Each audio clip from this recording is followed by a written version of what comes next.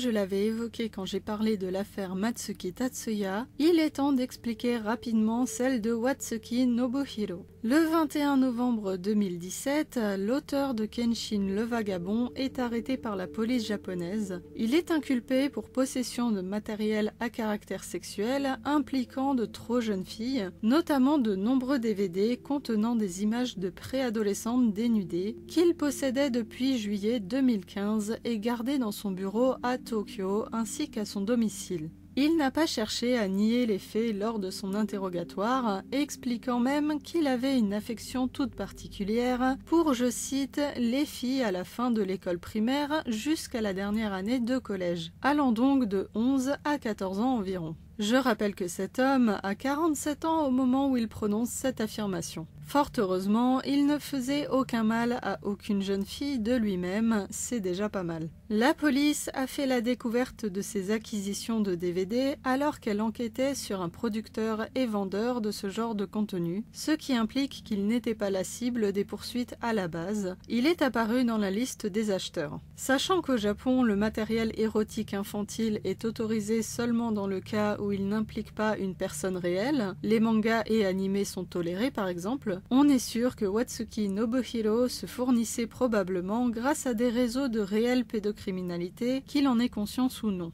Mais on ne peut pas non plus le condamner seulement pour ses fantasmes, qui ne font techniquement de mal à personne tant qu'il reste dans sa tête, et c'est donc pour simple possession de contenu illicite qu'il est condamné en février 2018 à une amende de 200 000 yens, soit 1500 €, et c'est tout. Il y a encore quelques petits efforts à faire au niveau de la loi japonaise, au moins faire gonfler un petit peu plus l'amende ne serait pas du luxe. Concernant sa série en cours au moment des faits, il s'agissait de la suite de Kenshin et elle avait été suspendue par le Jump Square dans laquelle elle était prépubliée au moment de l'arrestation du mangaka. La Shueisha, son éditeur, avait annoncé prendre apparemment très au sérieux cette affaire, mais sous prétexte de profonds remords de Watsuki Nobuhiro et d'un désir de ne pas décevoir les fans, la publication a repris en juin 2018 après 7 mois d'arrêt seulement. Il s'en sort donc avec une tape sur les doigts, en espérant que cela suffise pour calmer ses ardeurs et qu'il s'en tienne à présent à du contenu autorisé qui n'implique pas l'exploitation de jeunes filles bien réelles.